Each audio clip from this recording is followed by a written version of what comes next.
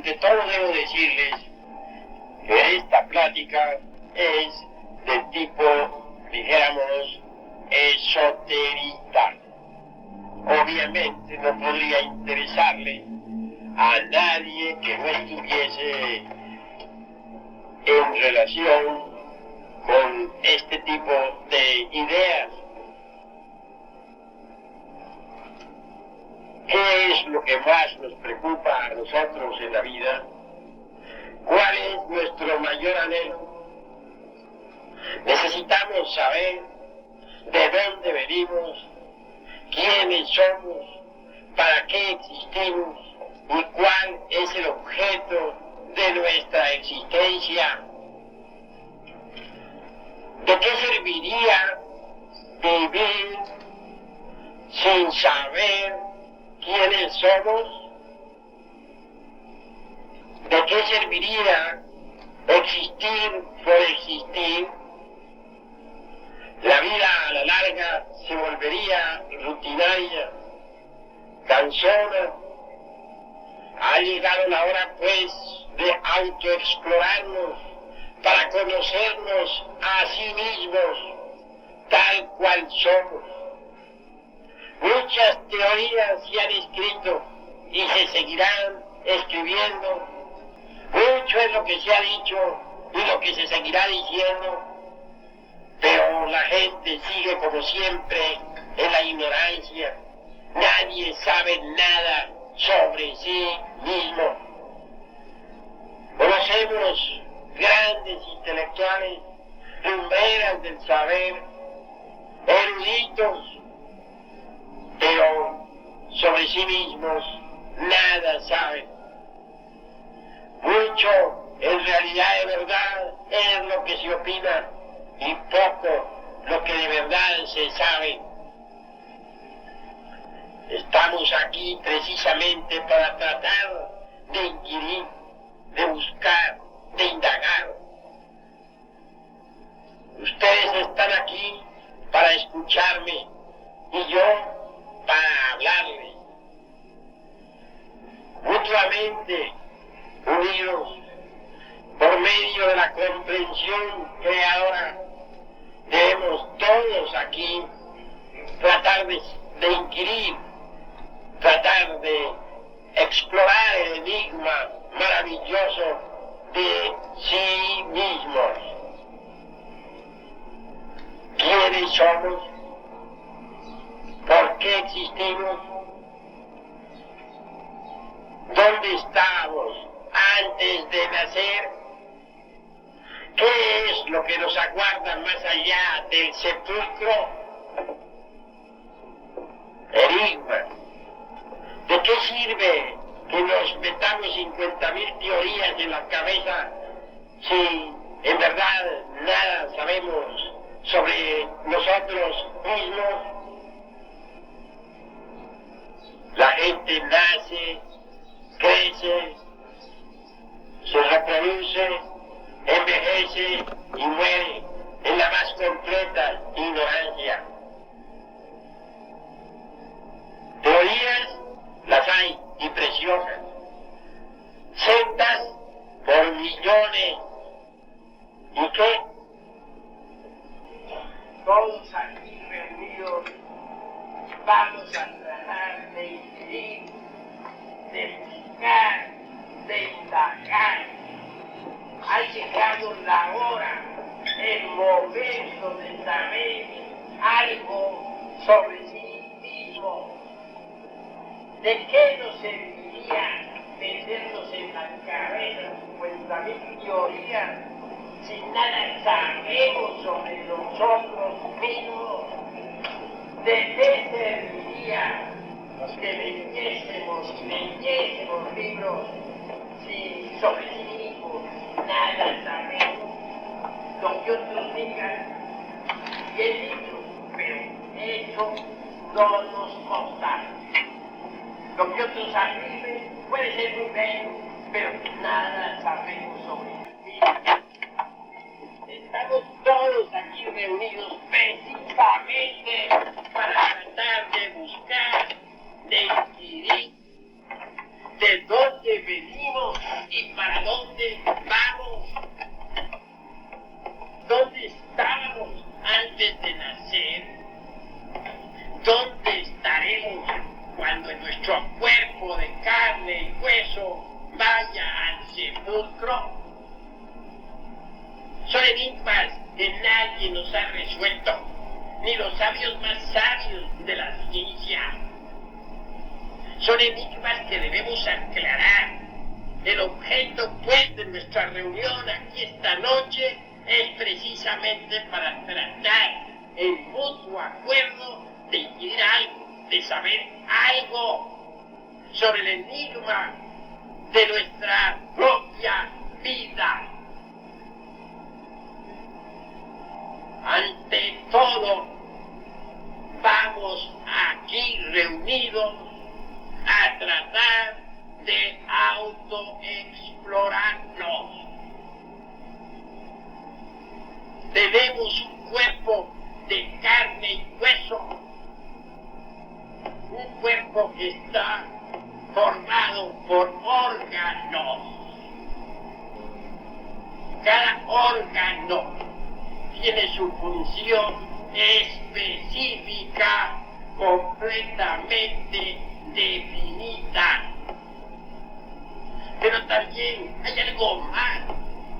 Pensamos, sentimos, deseamos, tenemos ideas.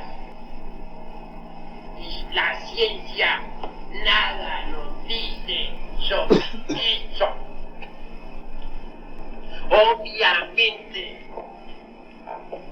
existe una psicología individual. Cada uno de nosotros tiene su propia psicología. Desgraciadamente, las gentes en su mayoría no aceptan que tienen una psicología. Fácilmente aceptan que tienen un cuerpo de carne y hueso, porque lo ven, porque lo pueden tocar, pero no aceptan una psicología porque no la ven, porque no la pueden palpar. Cuando alguien acepta que tiene una psicología, de hecho comienza a observarse a sí mismo. En tanto las gentes no se observen a sí mismas, toda posibilidad de cambio resulta imposible.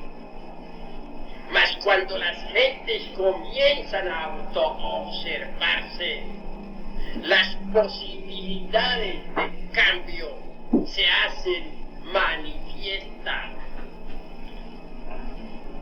Al observarnos a sí mismos, descubrimos que tenemos una vida interior.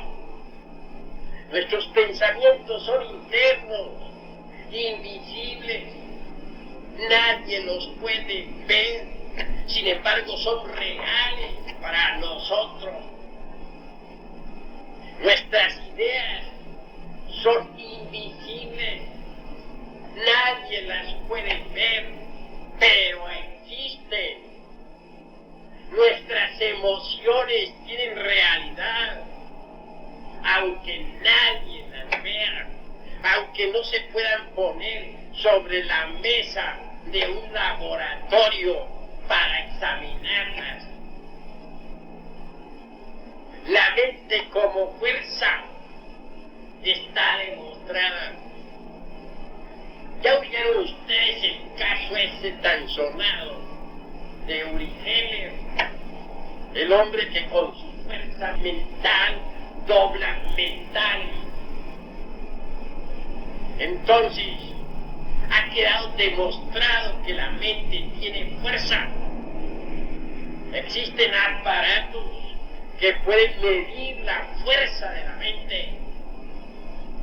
pues la fuerza mental está demostrada. Otro tanto podría decirse de las emociones, de los sentimientos. Obviamente cada emoción tiene su tipo de onda, cada sentimiento.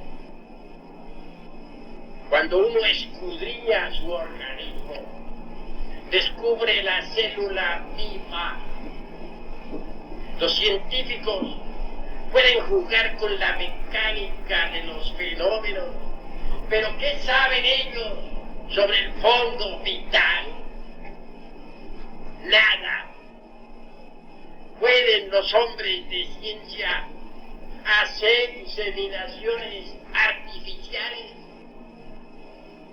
Pero jamás han podido crear un zoospermo y un óvulo con suficiente posibilidad de dar una nueva criatura.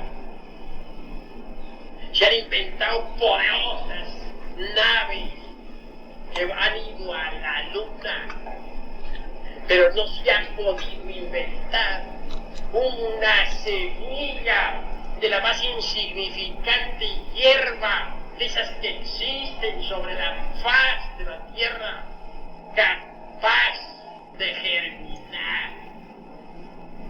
Y si ponemos sobre la mesa de un laboratorio los elementos químicos por los cuales está formado un zoospermo y un óvulo, ¿podrán los científicos hacer el zoospermo y el óvulo?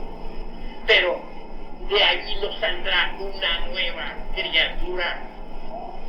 Don Alfonso Herrera, el gran sabio mexicano, honra y gloria de nosotros los mexicanos, inventó la célula artificial. Una célula maravillosa.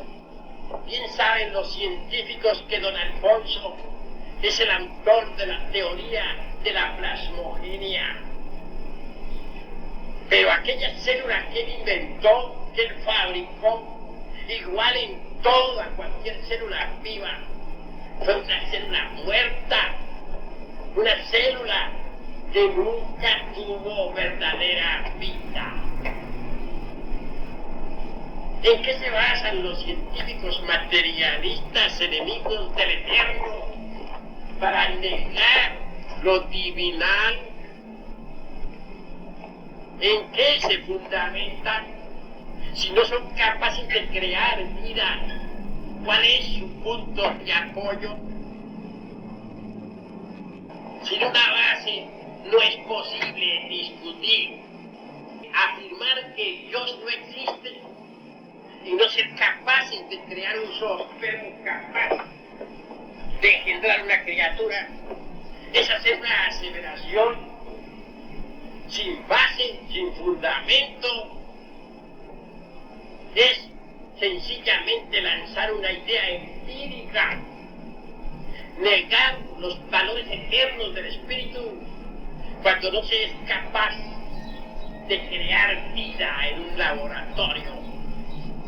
Es sencillamente afirmar sofismas de distracción, sofismas absurdos. Hasta ahora los científicos materialistas enemigos del Eterno no han sido capaces de crear ni una mosca. Juegan con lo que ya está hecho. Injertan una planta mediante lo que ya está hecho. Cogen una planta y con esa injertan otra, pero ellos no hacen la planta. Sacan la semilla de un lugar y la pasan a otro lugar, pero ellos no hacen la semilla. Unen dos pedazos de organismos diferentes para crear una cosa amorfa y ponerle un rótulo, pero ellos no hacen esos dos pedazos de organismos diferentes. Ellos no los crean, ellos no le han dado la vida. Y sin embargo se atreven a negar la divinidad. ¿Sobre qué base se atreven si hasta ahora no han podido hacer lo que la divinidad hace? Si ellos pudieran en un laboratorio hacer un zoospermo y un óvulo, ponerlo luego en una matriz artificial y de allí sacar una criatura, obviamente estarían hablando contra la divinidad sobre una base de acero inconmovible, pero hasta ahora no lo han hecho ni lo podrán hacer jamás. Lo que sucede es que el anticristo está activo. El anticristo no es, como muchos suponen, una criatura venida por allá de Asia, o de la Europa, o de cualquier otro lugar misterioso del mundo. No, el anticristo no es otra cosa sino una falsa ciencia que hace milagros y prodigios engañosos y ante la cual se doblegan hasta los más poderosos reyes de la tierra. ¿Quién no se va a arrodillar al anticristo? Él hace aviones supersónicos, barcos extraordinarios, submarinos atómicos, bombas para destruir ciudades indefensas, etc. Que Bolivia no se va a hincar al pie. Pero son milagros y prodigios engañosos, porque jamás podrá crear vida. Así pues, ha llegado la hora de autoexplorarnos para autoconocernos. Obviamente, dentro de cada uno de nosotros existe un yo. Dentro de cada uno de nosotros se halla el mí mismo, el sí mismo. ¿Pero qué es ese yo? Hay que verlo, hay que tocarlo, hay que palparlo para saber qué es. Pero ¿dónde lo vamos a ver? Fuera de sí mismos, absurdo. Tenemos que ver al yo dentro de nosotros mismos, aquí y ahora. Cuando golpeamos en una puerta, nos preguntan, ¿quién es? Respondemos, yo.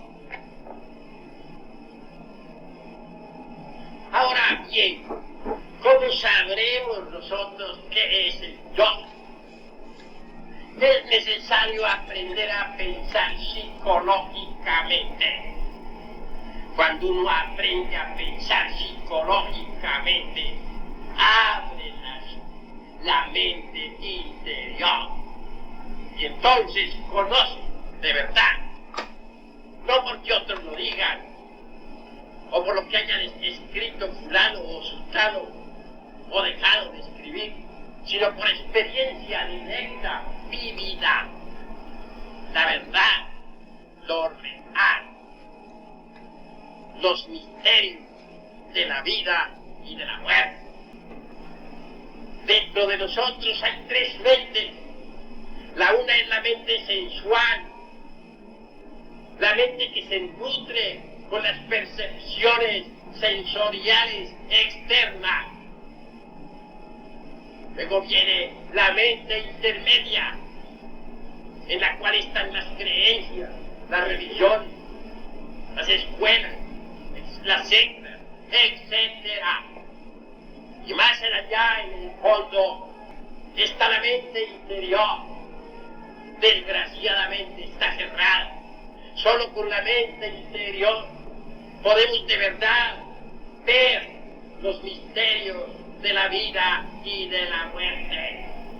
Desgraciadamente la gente está atrapada por la mente sensual, por la mente de los cinco sentidos, por la mente materialista y grosera. Obviamente, la mente materialista no acepta nada espiritual. La mente materialista y grosera es mente exclusivamente sensual. Jesús el Cristo dijo, cuidados de la levadura de los saduceos, y de los fariseos. ¿Cuál es la levadura de los saduceos? Es la doctrina de los materialistas, la doctrina de la mente sensual, la doctrina de los 5 sentidos, doctrina que niega lo divinal, doctrinas que blasfeman contra el Eterno, doctrinas que solamente creen en lo que pueden ver con sus 5 sentidos, en lo que pueden tocar, en lo que pueden palpar. ¿Cuál es la mente intermedia?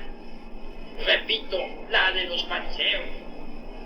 Son esas doctrinas de las gentes que no niegan, que creen, pero que tan solo se preocupan por creer, que no trabajan sobre sí mismas.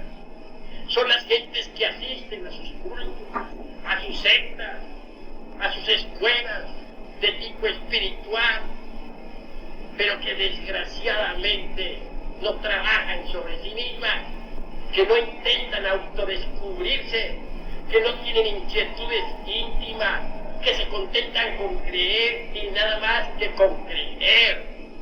He ahí la doctrina de los fariseos. Pertenece a la mente intermedia. Cuando uno aprende a pensar psicológicamente, abre la mente interior. Y entonces puede llegar a conocer por experiencia directa los misterios de la vida y de la muerte. No porque otro se lo diga o porque se lo deje de decir, sino por sí mismo, por experiencia directa. Como quiera que estamos aquí en un ambiente culto, selecto, entre gente de estudio, pues estamos naturalmente en este auditorio de la Universidad de Medicina. Hablamos claramente sobre psicología trascendental.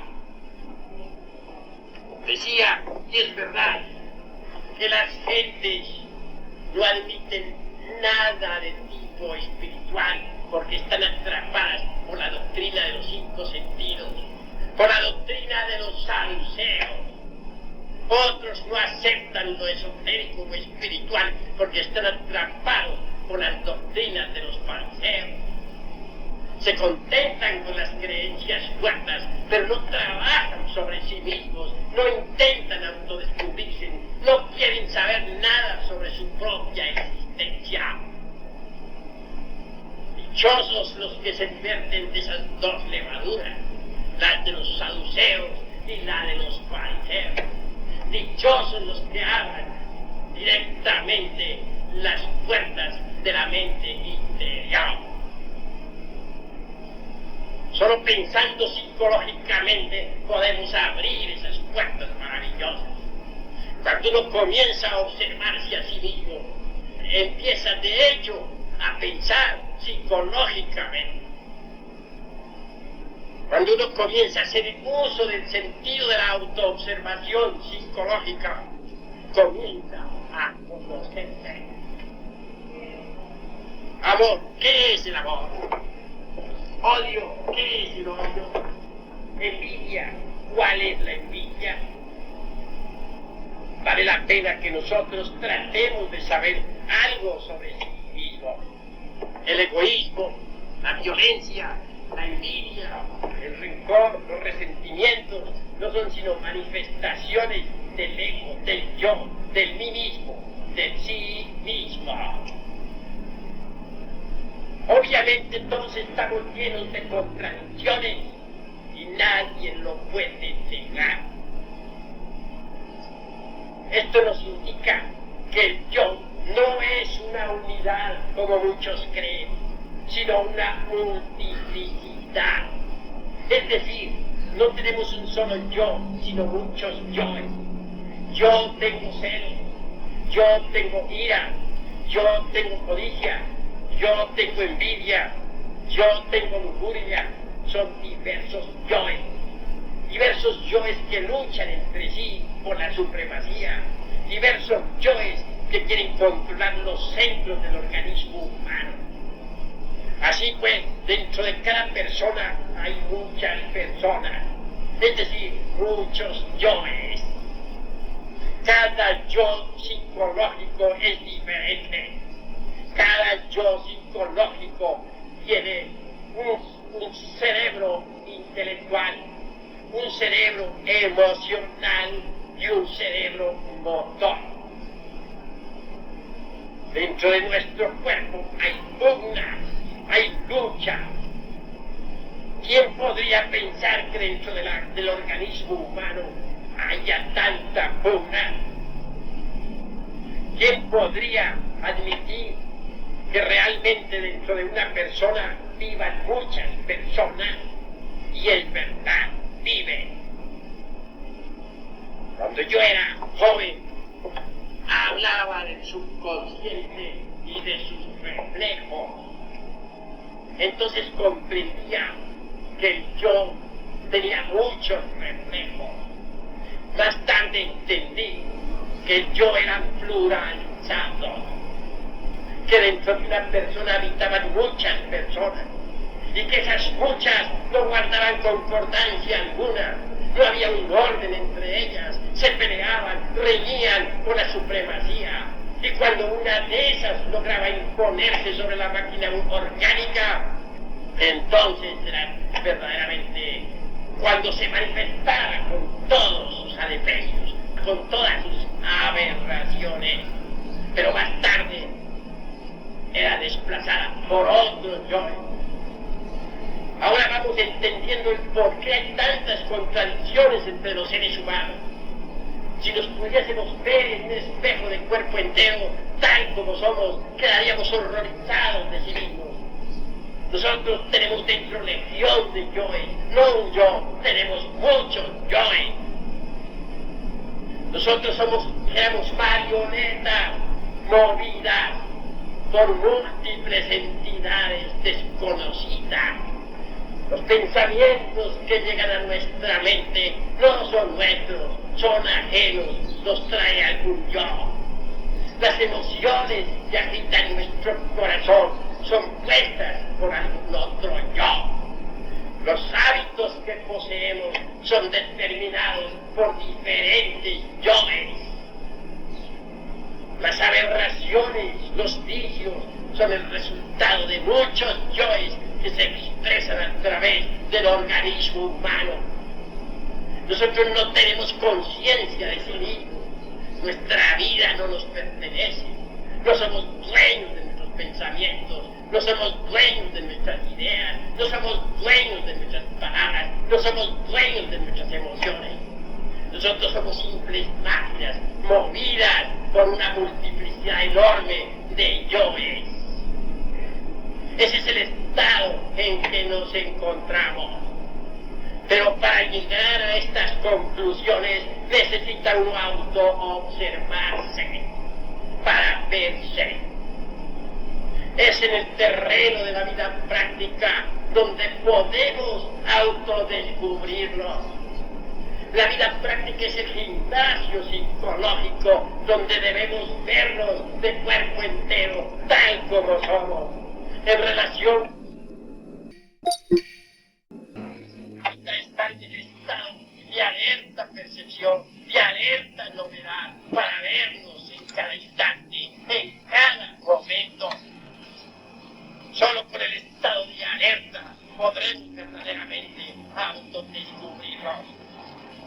Existe en el ser humano el sentido de la autoobservación psicológica. Se halla latente, mas puede ser despertado. Ese sentido extraordinario empieza a funcionar cuando nosotros lo usamos. A medida que lo usemos, se irá desenvolviendo, desarrollando y manifestándose.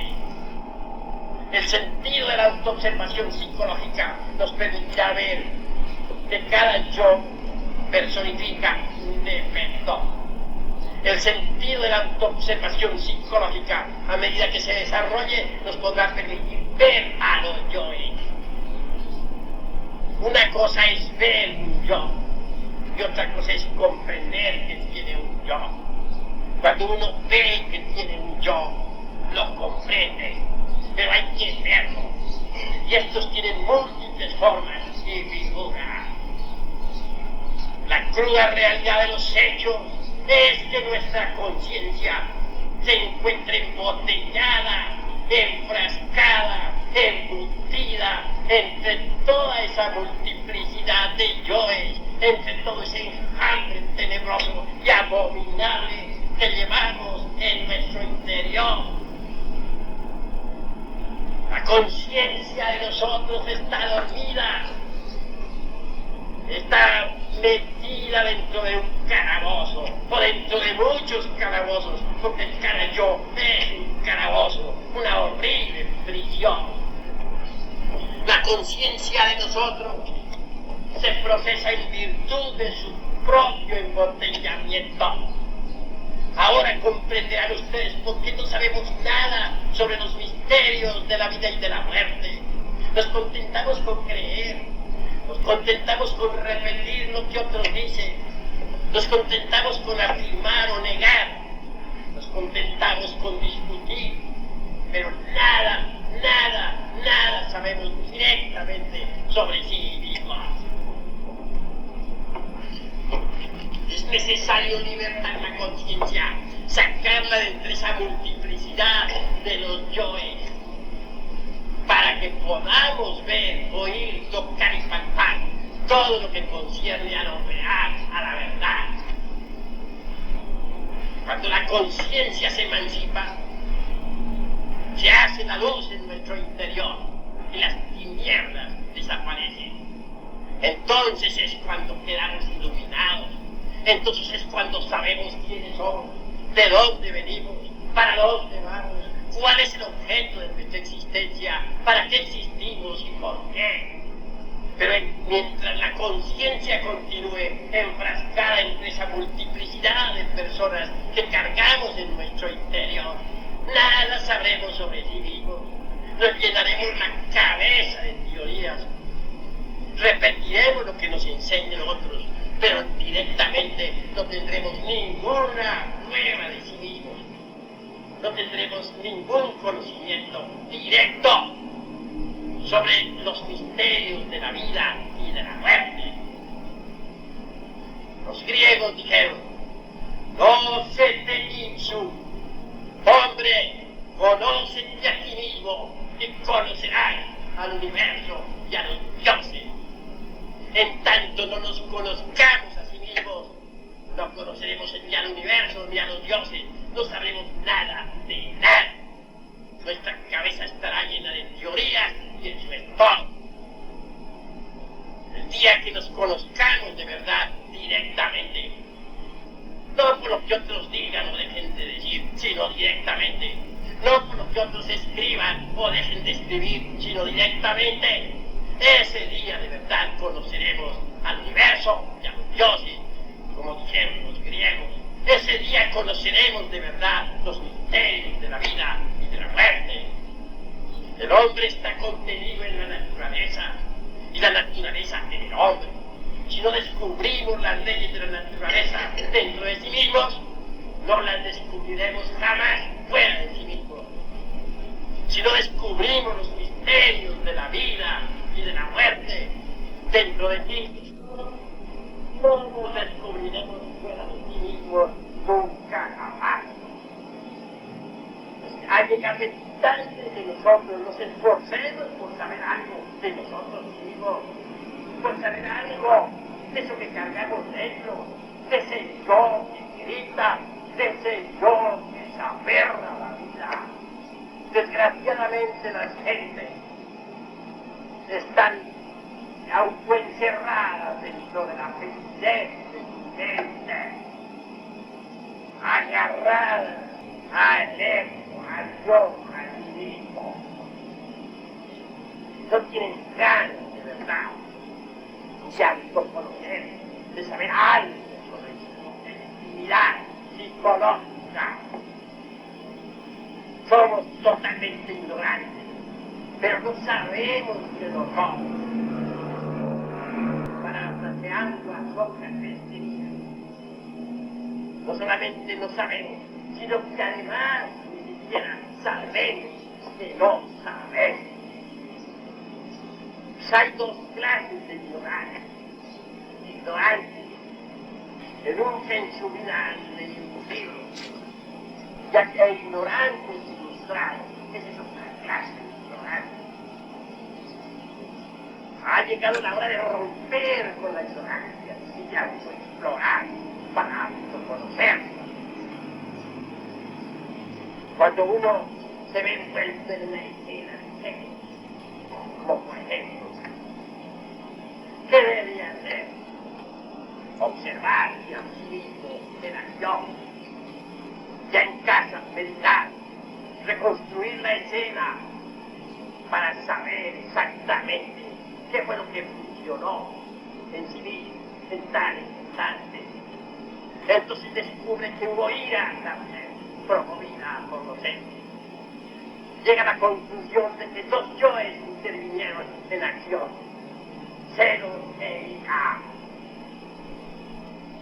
Enjuíciese en los celos, analícese, descuartícese para que se vea su fatuidad. El hombre que cela a una mujer no sabe jamás con quién cuenta. El hombre que no la cela llega a saber de verdad con quién cuenta. Recordemos aquel cuento de las 1001 noches. Se trata de un gigante maravilloso que adoraba a una mujer. La quería demasiado, pero era celoso de gran manera. Resolvió tenerla en un cojo, consciente de castigarlo. La sacaba de noche para dormir con ella y nada más. Ella era rica, pero decía que su amante, su marido, se durmiera, ella dormía en sus brazos. Cuando ya el hombre gigante aquel estaba adormecido en el sueño profundo, cuando ya se hallaba entre las delicias de Morfeo, entonces al cielo, muy cielo se levantaba aquella mujer y se iba a reunir con sus amantes. Cada amante le regalaba una ley y ella iba colocando la ley en forma discreta dentro de aquella caja que cerraba el coloso. Así iba pasando el tiempo. Cuando el gigante despertaba de su sueño, siempre hallaba la hermosa en su brazo. Allí estaba ella, como blanca, imposible. Mas un día descubrió el engaño al ver a estos anillos. Allí, en cada uno de esos anillos, estaba escrito el nombre de algunos amantes. El gigante comprendió cuán necio había sido. No la mató, no. Prefirió perderla para siempre. Así pues, cuando una mujer se llena de un hombre sagrado, le es fiel, que no se la haga infiel. Y cuando no quiere serle fiel, le es infiel en su propia nariz. Y el hombre se cuenta del acto. Esa es la cruda realidad de los hechos. Así pues, no hay por qué celar, es absurdo. Y cuando uno le hace la disección a los celos, descubre que eso es absurdo. Y si luego le hace uno la disección a la ira, descubre uno que es falta de equilibrio mental. Porque uno en estado de ira se halla obstinado, ciego, comete errores espantosos. Hacerle pues la disección a esos dos elementos, celo y ira, resulta extraño. Una vez que uno le ha hecho la disección a esos dos yoes, una vez que uno ha comprendido el juego de esos dos yoes, obviamente debe desintegrarlos, reducirlos a polvareda cósmica, volverlos en nada. Desafortunadamente, la mente por sí misma no es capaz de alterar nada fundamentalmente. La mente puede pasar un defecto de un departamento a otro del entendimiento, puede rotularlo con distintos nombres, puede esconderlo de sí misma o de los demás, puede condenarlo o justificarlo, pero jamás desintegrarlo. Si se quiere desintegrar un defecto psicológico, si hace necesario entonces apelar a un poder que sea superior a la mente. Existe afortunadamente en nuestro organismo psicológico un poder superior. Quiero referirme en forma enfática a ese poder que los tales llamarán de Kundalini. Obviamente se trata de un fuego maravilloso que se encuentra oculto en todo lo que es, en todo lo que ha sido, en todo lo que será. Es un fuego que asciende latente en todo lo que tenga vida. Es un fuego solar, invisible como son las invisibles las ideas, invisible como son invisibles los pensamientos, invisible como son invisibles los deseos, pero real. Ese fuego fue simbolizado en forma de los antepasados de Anáhuac por el nombre de Tora. Ese fuego fue simbolizado por los egipcios con el nombre de Isis y por los cretenses por el nombre de Cimene y por los griegos por el nombre de Diana y por los cristianos por el nombre de María. Esa es la estrella mar, es decir, la Virgen del mar, una parte de nuestro propio ser, pero derivado. Nuestro ser tiene muchas partes y Estrella Maris es una de esas partes íntimas del propio ser. Si se apela a esa parte del ser, si se suplica esa parte del ser, entonces seremos auxiliados de esa parte del ser. Podrá desintegrar, pulverizar aquellos yoes de nuestro ejemplo. Podrán reducirlos a ceniza y la conciencia que embotellada se encontraba en cada uno de ellos es liberada. Esa conciencia es luz, esa luz es conciencia. Vean ustedes pues la íntima relación existente entre luz y conciencia. Dentro de nosotros cargamos profundas tinieblas, pero a medida que esos yoes se van desintegrando, la luz va a brillar en nuestras tinieblas. La luz siempre vence a las tinieblas, y cuando las tinieblas que cargamos en nuestro interior sean destruidas, solo quedará en nosotros la luz. Entonces estaremos iluminados. Entonces, despiertos e iluminados, podremos ver por mismos los misterios de la vida y de la muerte. Entonces, despiertos, podremos nosotros escuchar las armonías del cosmos infinito. Entonces, despiertos, podremos nosotros penetrar en el átomo y en el cosmos, conocer los misterios del virus gusano que se arrastran del lodo de la tierra y los misterios de la galaxia en que vivimos. Pero hay necesidad de despertar. Los 4 evangelios insisten en la necesidad de despertar, pero continuamos dormidos. No sabemos que estamos dormidos. Si la gente supiera que tienen la conciencia dormida, iniciarían el despertar. Los locos en el manicomio, cuando comienzan a aceptar que están locos, es señal de que ya comienzan a despertar. Así también, cuando todavía no aceptan que están locos, es señal de que se encuentran muy enfermos.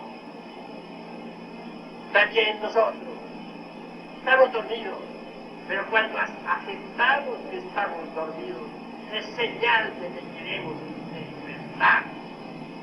Así pues, despertar es lo importante para poder conocer la verdad. La verdad no es cuestión de teoría, no es cuestión de lo que otros digan.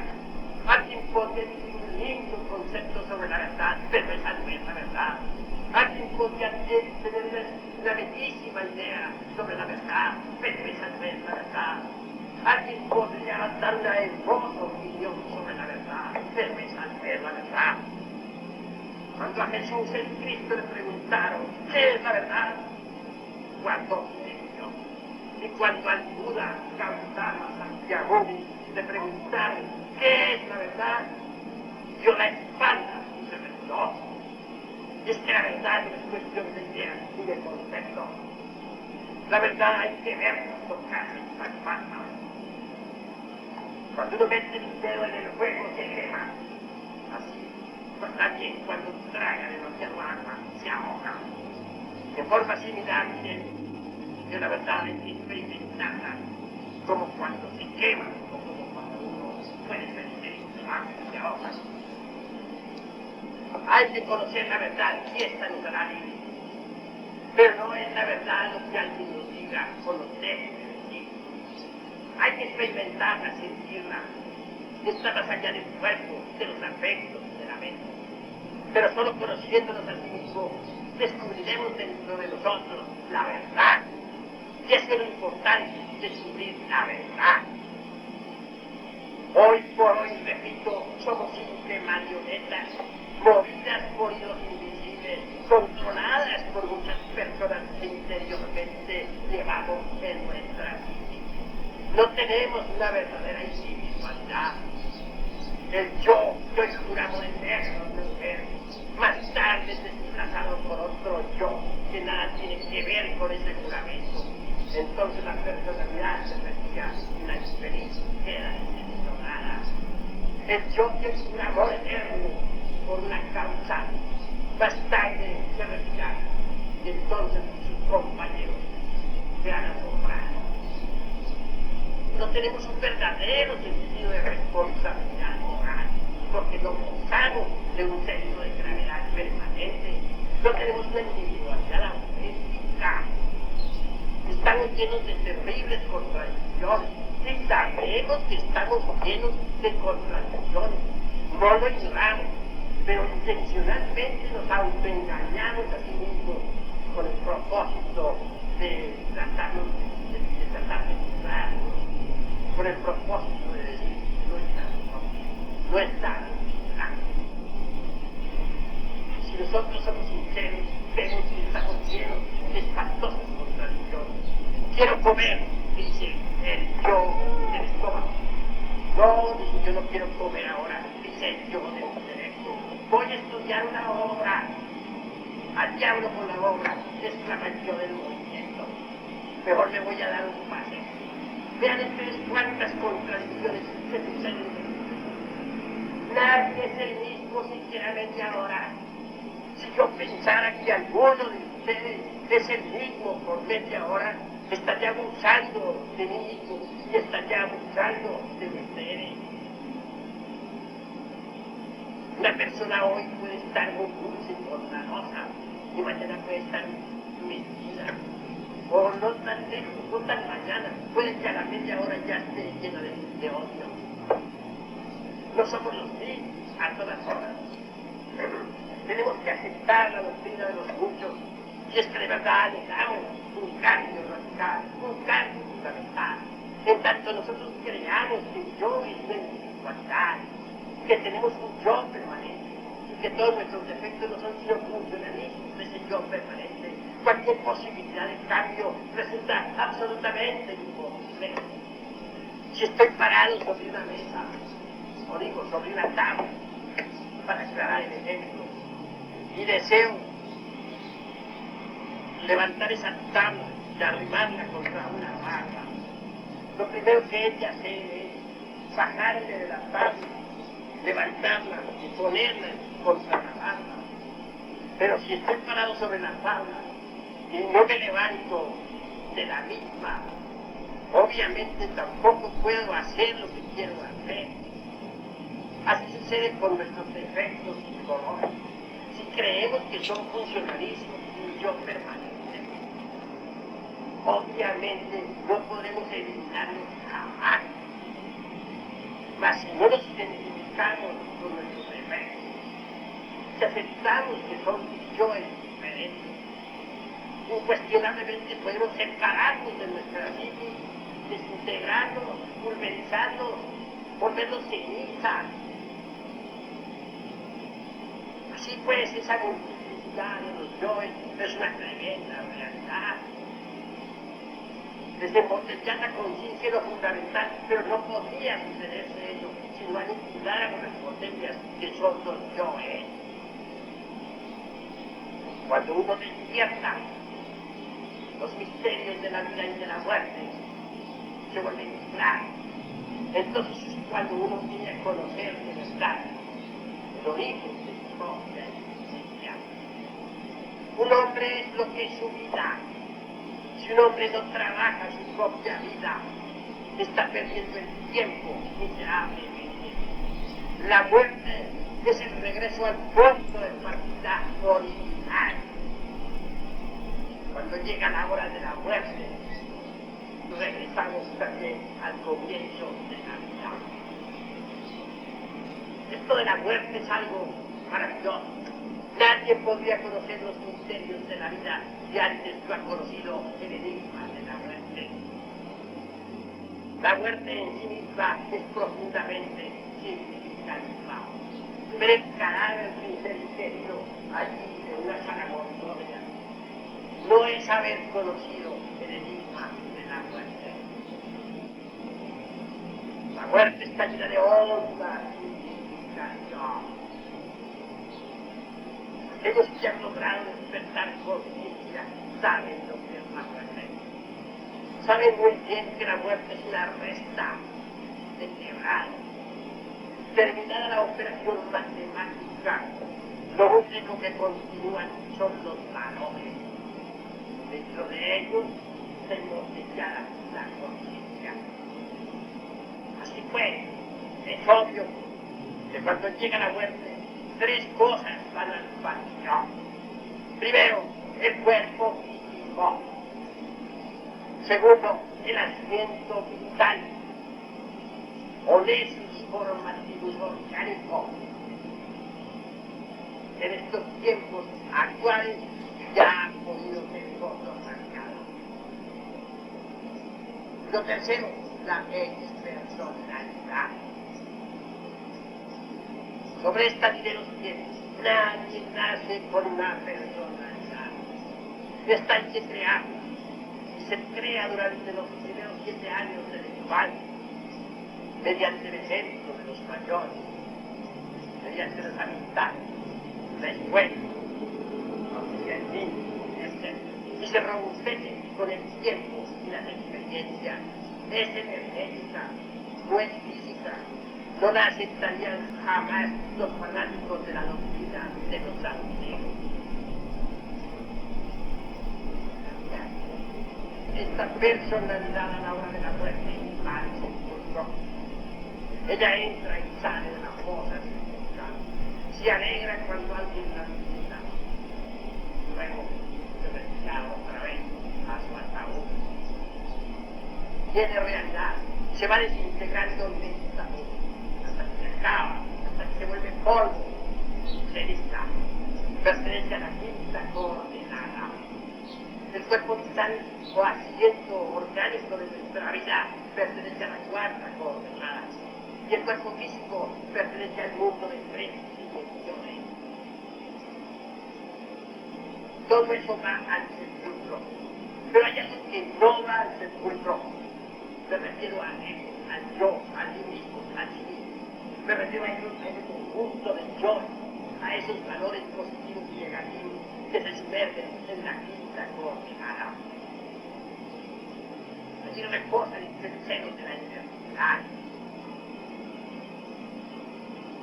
Existe también otra ley, una ley que es la ley del eterno retorno de todas las cosas. Todo retorna a su punto de partida original y no la puede. Los mundos girando alrededor de nosotros vuelven siempre al punto original de partida. Los átomos dentro de la molécula regresan al punto original de partida. Todo retorna. ¿Por qué no habrían de retornarse esos valores? ¿Por qué esos yoes no podrían retornar? Retornan, y aquí está escrito. Pero eso no sabe únicamente si se ha despertado. Eso no puede evidenciar el despierto. El dormido no puede evidenciar nada de eso. Retornan, regresan, se reincorporan en un nuevo organismo.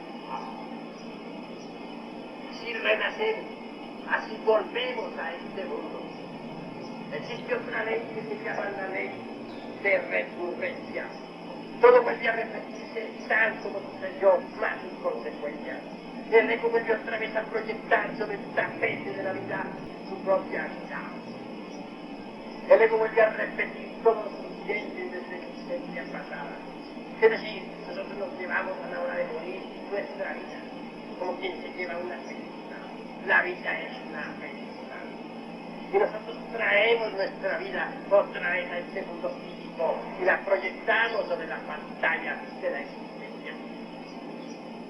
Así pues, si no modificamos nuestra propia vida, la seguiremos repitiendo incesantemente.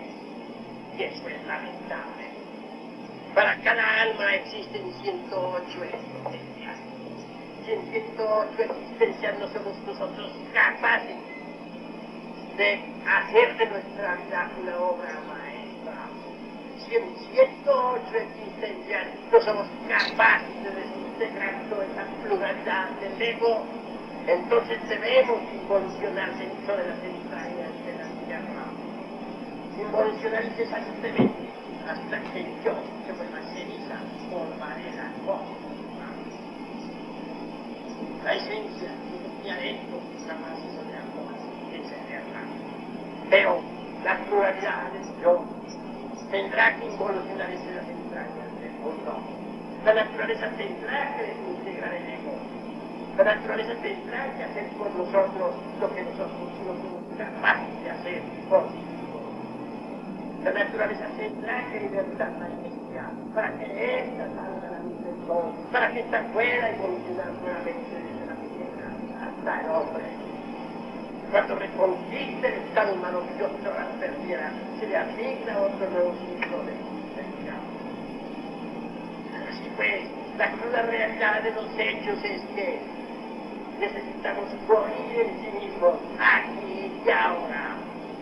En tanto dentro de nosotros continúen existiendo todos esos elementos que producen vida, todos esos elementos que producen guerras, todos esos elementos